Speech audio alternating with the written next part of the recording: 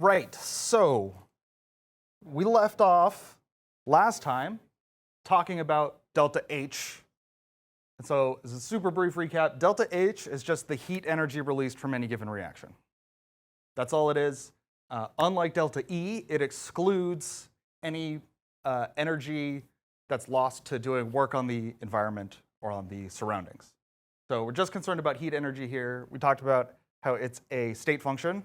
That was like at the very beginning, before spring break even. And because it's a state function, it makes it really pretty easy to manipulate when it's part of a chemical reaction. Because if we take a chemical reaction, like this one here, if we multiply the whole reaction by 2, we also multiply delta H by 2. If we take a chemical reaction and we reverse it, it's a state function. So the energy that it would take in the forward direction to go up a transition would be the same as the energy to go in the reverse direction to go sort of down that transition from the, I guess, just in the opposite direction. And this distance here, these will both be the same, and they'll both be delta H. Just one will be negative, one will be positive. So if you go in the reverse direction, you just take whatever your delta H was, multiply it by a -1. And that just flips the direction.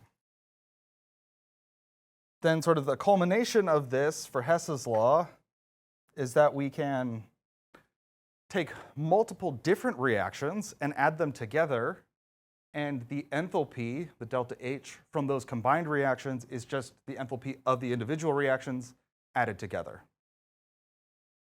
And the most useful application of this is for determining delta H for a reaction without directly measuring it in the lab.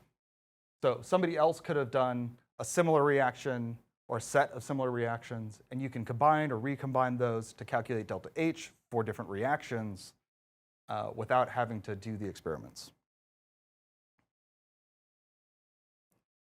So the first example here, I don't think we talked about this one, right? So we've got a given chemical equation, and we're asked to find delta H of the reaction for this. And really the place to start is spot the differences, right? How is this different from the original reaction? What's one thing? It's reversed. That's two things. I only asked for one. But that is the second thing here, is that it's reversed. It's okay, it's okay. I appreciate you. So it is reversed. So that means that the delta H for whatever this is, we're going to have to do a couple things here. We're going to have to take the delta H, and we're going to multiply it by, there's really, you could write this out a number of ways. Multiply it by -1, so we're going to make it negative. And then because the coefficients have all been multiplied by 2, right, we're also going to multiply this by 2. And you don't have to do all of these in like a single step. You could do one transformation at a time. So we should have the negative value and twice the value. So it should be negative 244 joules. So our answer is D.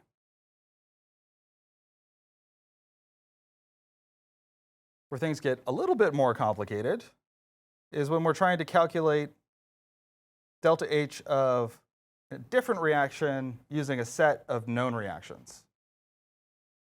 And again, this comes down to spot the difference. I do like these because they are a puzzle.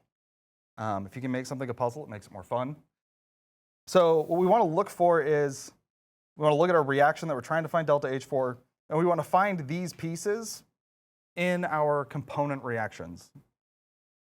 So we can use the highlighter. So we find N2O, which reaction has N2O in it?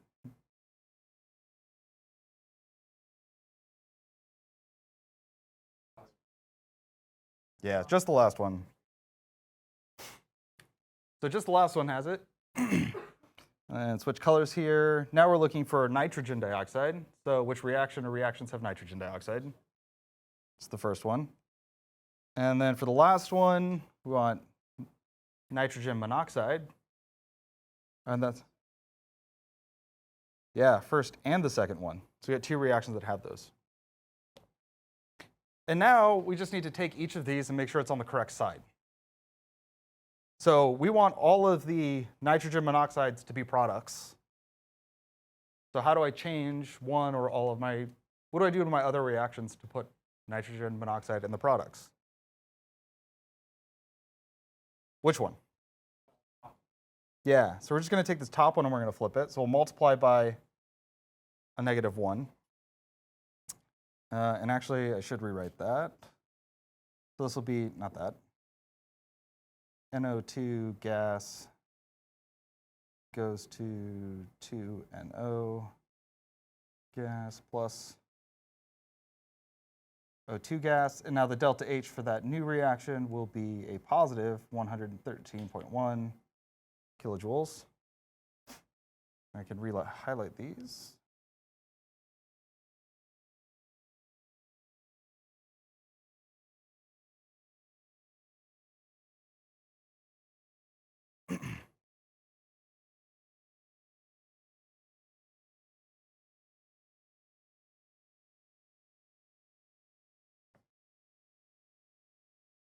I'm going to cross that one out because we're not using that one anymore.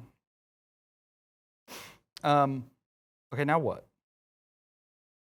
We want to get this, right? We want to match this up here.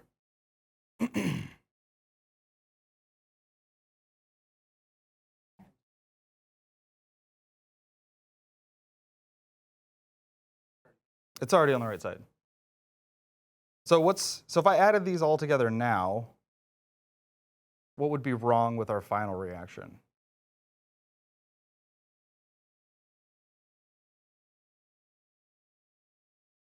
Mm-hmm.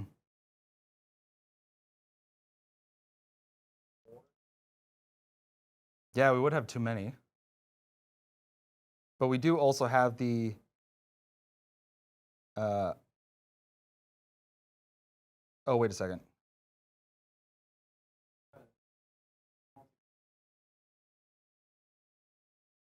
Yeah. Yes. That's what I was trying to get to, is we just have to take this middle one and multiply it by 2. Because we have this 2N2 here, and we want to get rid of that. So anything that's on the opposite side of the reaction arrow, if it's the same on both sides, we can cancel those out. And then the O's, we'll double this, so we'll have 2 O's there because we have 1 O here and 1 O here. So adding those together will give us 2 oxygens to cancel. So we'll multiply this middle one by 2. And I'm just going to rewrite that.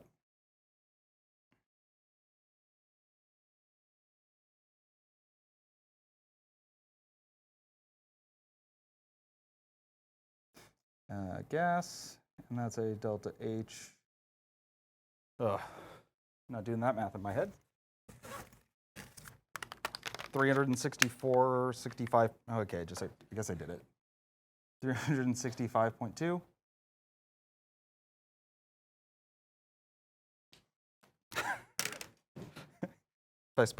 If I had a spare thought, I could do it. Now we can add these together.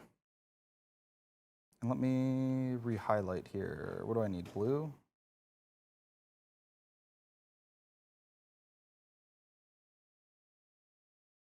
Yeah, okay. So now if I take these 3 that aren't canceled out and add them together, we'll get 2N2O plus 2NO2. They're all gases, plus 2N2 plus 2O2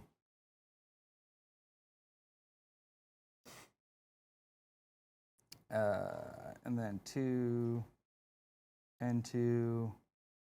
plus 2O2 plus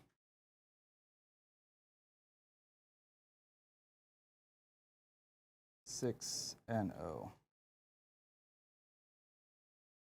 Let's add a page here.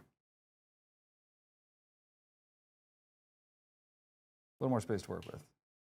And then because these are the same, we can cancel those out.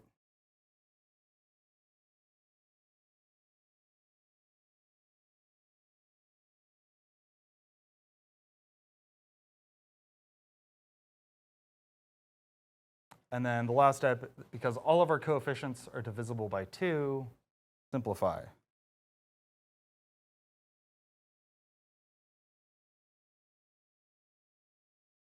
If you got to this point on an exam, you'd get most of the points if you didn't simplify, but you would lose some. Oh, right. And now, so because I've already applied all of the manipulations to these delta H's, we can just add them together.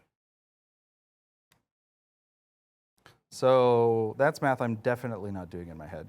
Negative 163.2 plus 113.1 plus 365.2. So delta H equals 315.1 kilojoules. Wait, oh, sorry, dang it. That's for that reaction. But because we divided everything by 2, we also need to divide this by 2.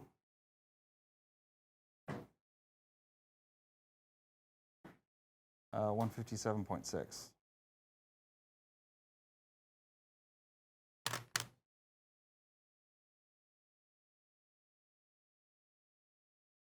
And this one is particularly tricky because we have this, like when we do add all of these together to get the right things to cancel out, you still have to do a division step to get to a final answer.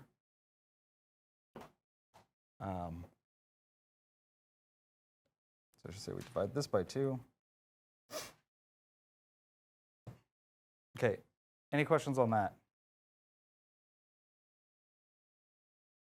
This is definitely one of those problems that even if it makes sense now, go and do this, this exact problem on the slide, do it by yourself. Like write it down on a blank sheet of paper and then throw away the other sheet of paper and try and do it without looking at anything. Because it might make sense, but it's going to be hard to resynthesize that information. It's like the biggest study trap of all time is reading something and saying that makes sense, and then moving on. And then when you actually try to do the problem, don't know where to start. Okay. So another reaction here.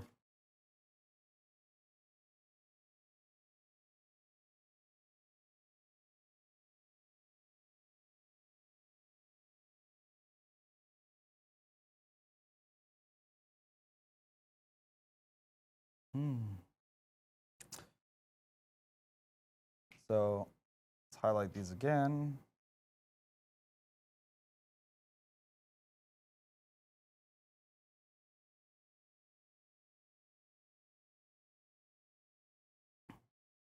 So what's the first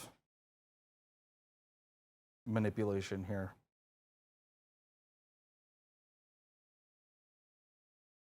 Yep, we got to flip the second one. So we'll multiply this by -1, and we'll flip it. So this will be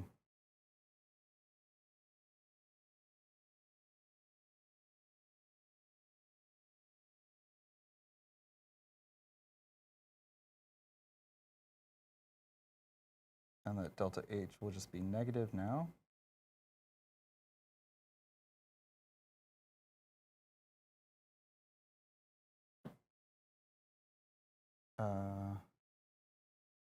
I could probably do one better. Nope, it did not make a box. Well, okay. Now what? This is on the correct side.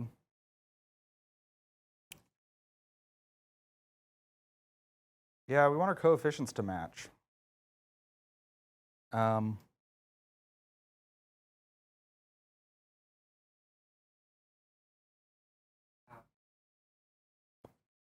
Well, if we triple the top one. Oh yeah, I see what you're saying. So I guess why triple the top one? Because if we triple the top one, then our numbers of oxygens on either side of the reaction arrow will match. And then those will cancel out. And we will end up with another situation where we have to simplify. but multiply this by 3. So 2H2O gas. Sorry, not 2, 6.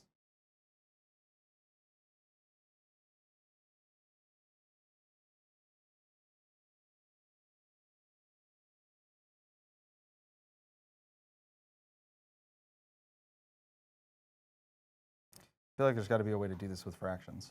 Sorry, I'm trying to not to write that so it looks like 30.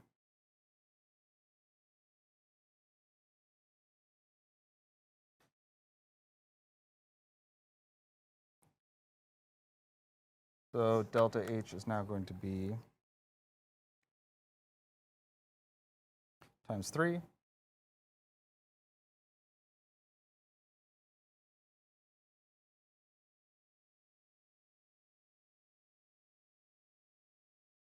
Keep these highlighted.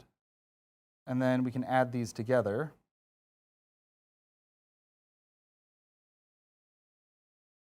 So we'll get,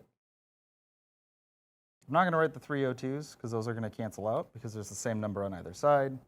But 2O3 gas plus 6H2 gas, 6H2O gas.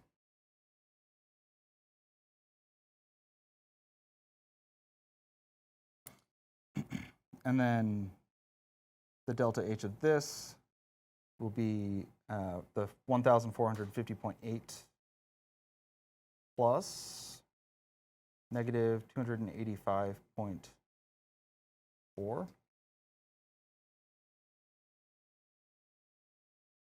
So this will be negative 1,736.2. And then because we can simplify, we need to divide all of these by 3. Or sorry, all of these by 2.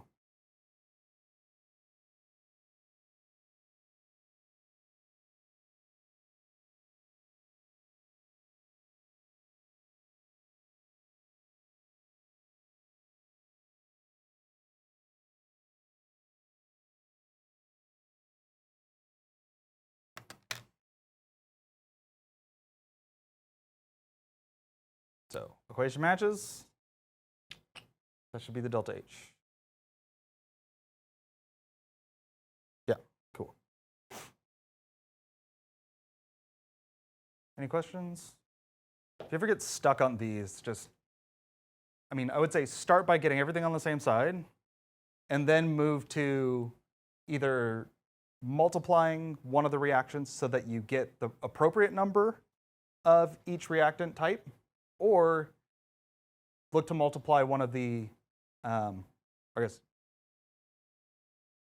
base your multiplication on trying to get the correct number of things. If you can't see how to do that directly, base it on how do I cancel out the things that I don't want there to be in the final reaction, or the things that aren't part of that final reaction.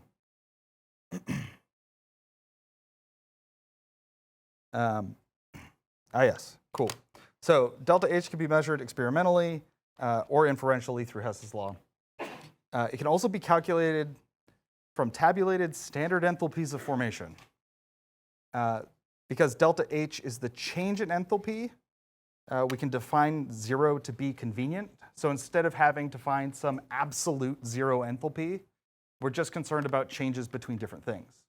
So our standard for standard enthalpy is the standards, well, the pure elements in their standard states, which is, I always get this one wrong. Yeah, because there are different, depending on what you're using, the standard states are different. So for gases, it's going to be 1 atmosphere of pressure. For liquid or solid, it's going to be 1 atmosphere of pressure and usually 25 degrees C, so 298.15 Kelvin. And then for something in solution, it's exactly 1 molar concentration of that solution.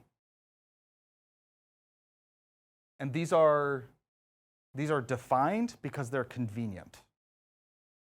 So 25 degrees C in particular was chosen because it's a little bit warmer than room temperature. because it's really easy to warm things up. It's more difficult to cool things down to a standard temperature. So if you're going to pick something, put it a little bit warmer. So if you have to warm something up because it needs to be in a standard state, easy to do. And usually atmospheric pressure is around 1 atmosphere. Unless you're in Colorado, and then it's probably significantly less on top of a mountain. All right, so these standard states are defined. And so we're doing all of these calculations relative to that standard state. So the standard state enthalpy change is the enthalpy change when all reactants and products are in their standard states. And then the standard enthalpy of formation is the enthalpy change for the reaction forming 1 mole of a pure compound from its constituent elements, also called the standard heat of formation. So the keys here are that the elements must be in their standard states. For any element in its for any pure element in its standard state, its delta H of formation is 0. So oxygen in gas form would be 0. Oxygen in liquid form would not be 0. It would have a different enthalpy of formation. Yeah, and so we're measuring everything relative to those standard elements. So there's tables and tables and tables of these calculations. And so we can look at something like oxygen. When it's a gas, it's 0. If you want to form ozone, then it's going to be 142.7.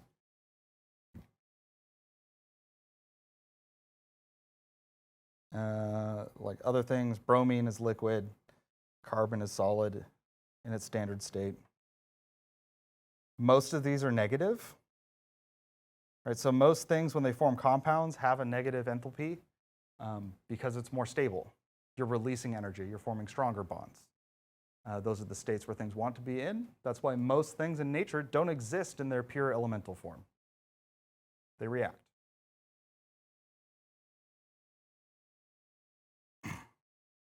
So we could take the standard enthalpy of formation for methane is the combination of carbon plus 2 hydrogens, hydrogen diatomic, right?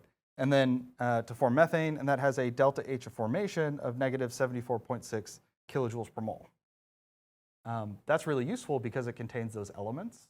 And if we wanted to calculate for something else, we could use the standard enthalpy of formation for this and apply some other equations in there, mush them together, and get out what the enthalpy is for a different reaction.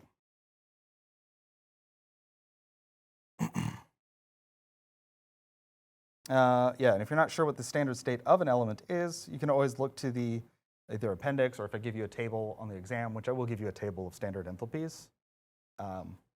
It's not as good, I know, as just providing the standard enthalpies of formation in the question, but you need to be able to look these things up on a table. So you can always look at that one of these tables to find where delta H of formation is 0.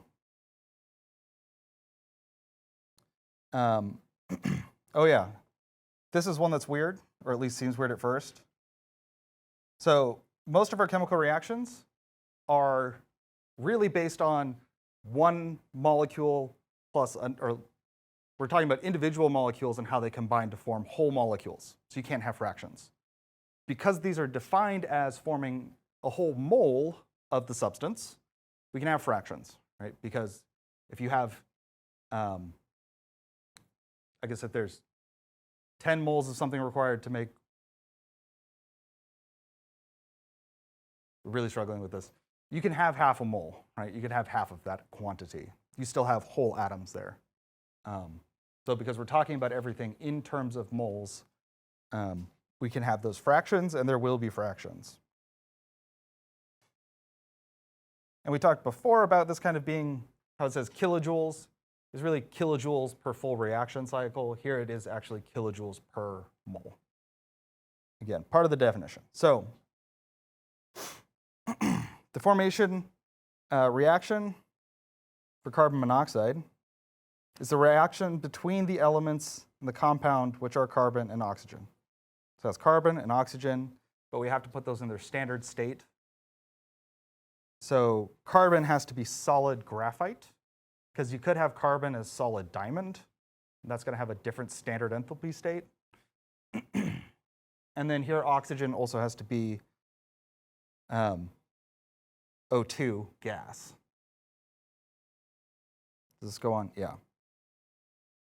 So the other problem with this is that it's not balanced because we have 2 oxygens. We only need 1 oxygen. And so we can just make that a half. Because again, defining this as half a mole of oxygen to make 1 mole of carbon monoxide. So then delta H of that reaction would be negative 110.5 kilojoules per mole. It's the only time you get to use fractions in a chemical reaction. All right, so let's write the equations for the formation of sodium chloride solid and lead nitrate solid from the elements in their standard states. Include values of delta H of formation for each equation. So easiest way to start these is to write NaCl solid because that's what we want to form.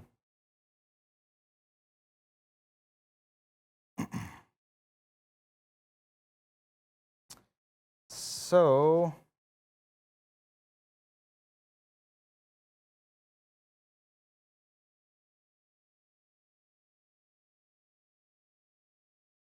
we need the table here. Good, sodium. So we know that we need sodium. And we know that we need chlorine. You can probably guess what their standard states are going to be, but we can also go back to the table and find them. So we'll go up to this table, and these are sorted alphabetically by element name. So for sodium, we go over to sodium. And then if we look at the delta H values, the 0 is what its sort of standard state form is going to be. So sodium, solid. And then while we're here, we can also find chlorine. And for chlorine, it's not Cl gas, because that's 121.3. But it'll be Cl2 gas, because that's 0. So those are the standard forms. Let's go ahead and do those first. Na solid plus Cl2 gas, delta H of formation is on this table negative 411.2. So we just plug that in here. That has to be kilojoules per mole. What else is still wrong? Yeah, it's not balanced. So Cl2, that's 2 chlorines. We only need 1 and half.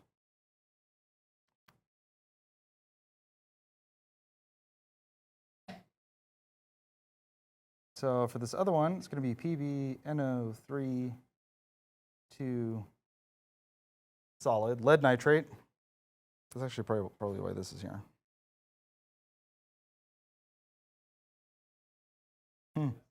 Okay.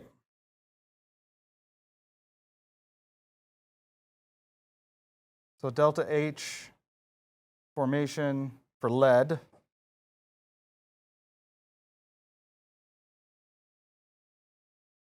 think it's delta G and then delta S. Yeah. Don't worry about these other ones. Chem 2. So for the lead nitrate, what's our standard enthalpy of formation?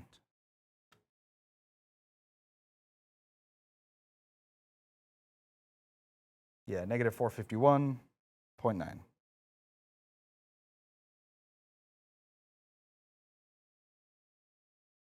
Kilojoules per mole.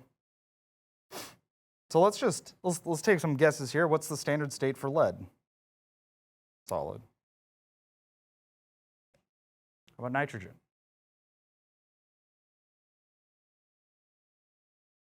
N2 gas. Brinkelhoff. Diatomics. And then for oxygen, O2 gas. And we can go and check those two.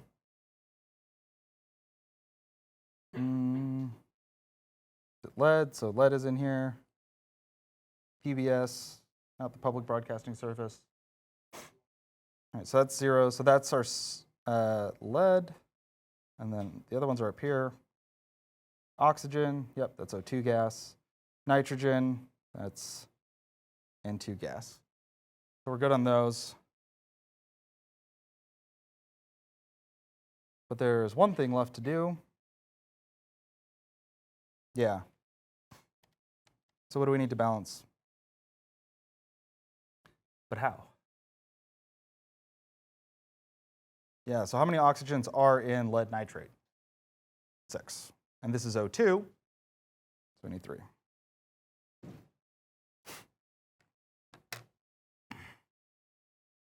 So in terms of like writing these equations for the standard enthalpy of formation, nothing too tricky. I think the easiest thing to miss is that last step of balancing. Okay. And probably the fact that you can write halves, like you can write fractions in.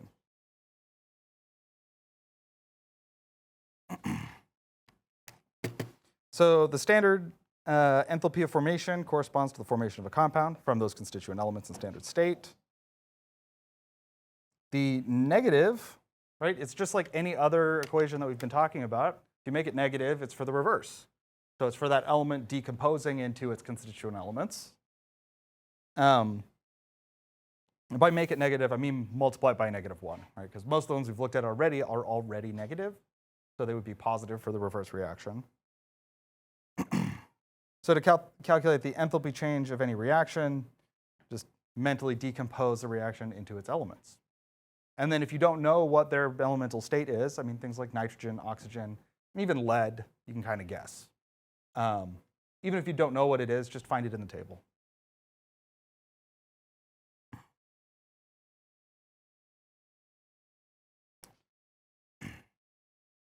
So the other thing we can do, though, is that any reaction can be written as the sum of formation of reactions, or sum of formation reactions, or the reverse of formation reactions, for the reactants and the products.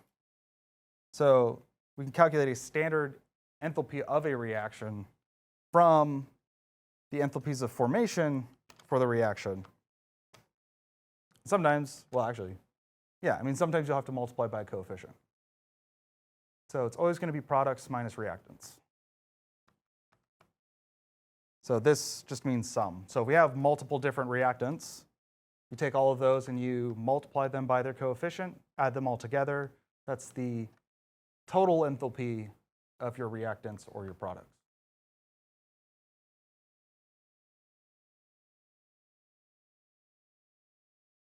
More time on that? Good on that? More time?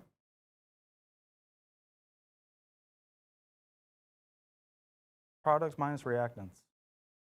It's almost a mantra. Say it all the time in my head. That's why in some cases, if I don't talk about products before reactants, I'll say it backwards. Especially in Chem 20.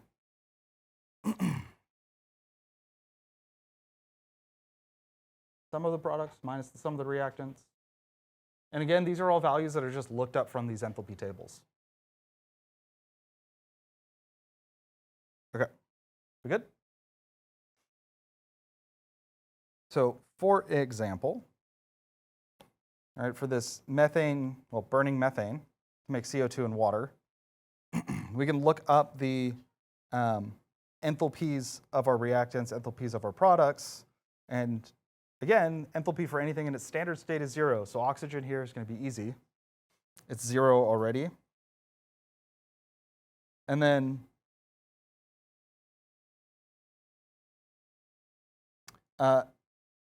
we've got the rest of the values here. And again, the reason this works is because these are state functions. So because these are all measured from some relative baseline that we've determined, our starting enthalpy will be here. We'll go up to whatever the decomposition is. And then if we take all of those component elements and form our products, that difference in enthalpy is what's going to be our final answer. And so this is kind of what we're doing when we're doing the products minus, that's exactly what we're doing with products minus reactants. So our products here are carbon dioxide and water. So if we want to put this actually into the formula, yeah.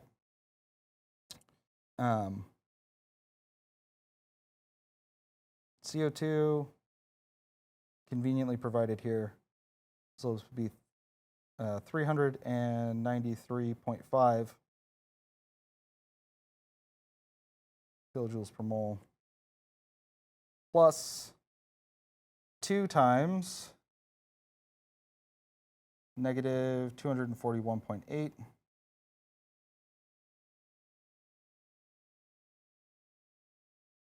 kilojoules per mole. And if you're going to type all this into your calculator in one shot, definitely recommend using parentheses so that it does the whole thing first. And then this negative needs to be distributed to the whole sum of whatever your reactants are. Here it's just methane. So it's going to be negative, so minus a negative 74.6. So negative 393.5 plus 2 times negative 241.8 minus a negative 74.6. Yep, and we get 802.5 kilojoules. Sorry, kilojoules per mole. Any questions? The one thing that I could see somebody having a question later when you're doing this on your own is, do we need to change any of the signs of these? Because, right, we're decomposing this and we're forming these. You don't change any of the signs. The negative here in the products minus reactants takes care of that changing sign. You could also rewrite this in the form, actually, let me think about that. I'm pretty sure you could rewrite this like we did before with like the Hess's law and use that to find this, but this is easier, products minus reactants.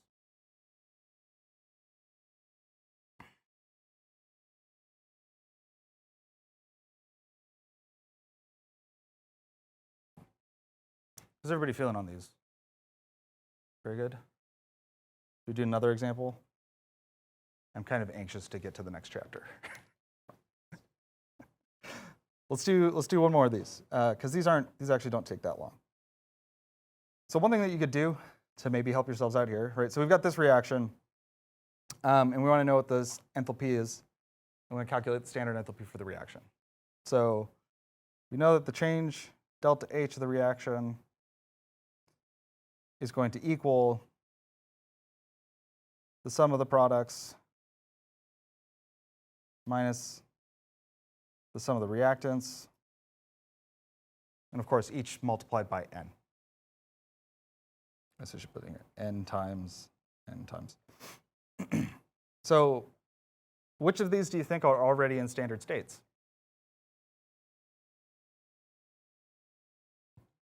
Yeah, solid iron and solid aluminum, probably already in standard states, and we can check those. So really what we need here is the delta H of Al2O3 minus, because that's our product, the delta H of Fe2O3, and neither of those has a coefficient, so we're not going to have to multiply it by anything. So let's see. Fe2O3. So kind of hard to see. Negative 242.2.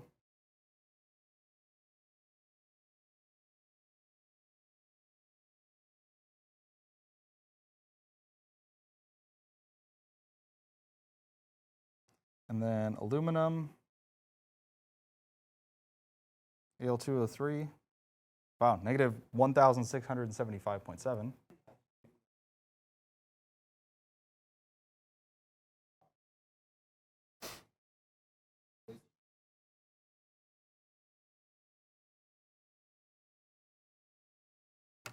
Okay.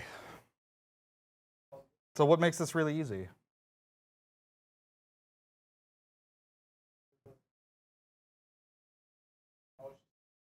They're both standard. So it's just the iron oxide,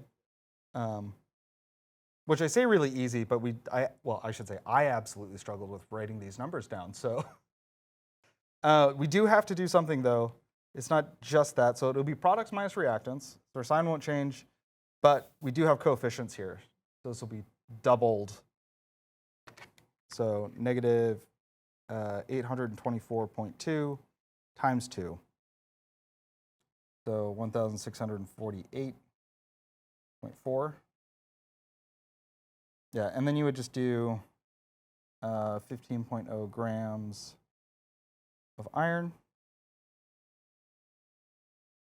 And that's, I guess we'll just do it. 55.85. So convert this into moles.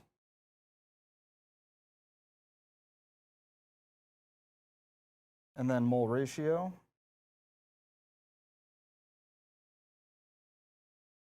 Whoops. For every 4 moles of iron, we get, I don't know why I was doing iron oxide, we get negative 1,648.4 kilojoules. So 15 times negative 1,648.4 divided by 55.85 divided by 4. And we get negative 111 kilojoules.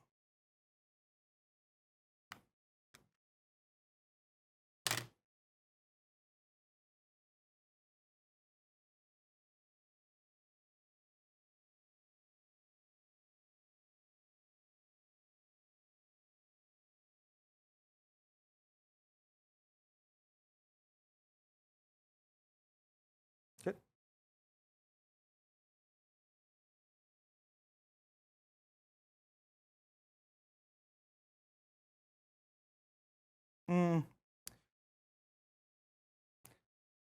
Is there such a thing as negative energy? There's no such thing as negative energy. So in this case, like we get a negative here because that's the amount of energy being lost from the reaction. But the amount of heat produced, so absolute value of that, would be positive. Yeah. So if the question asked more specifically how much energy is lost by the iron powder, then it would have to be negative. Or if it was how much energy was gained by your hand, then it should be positive.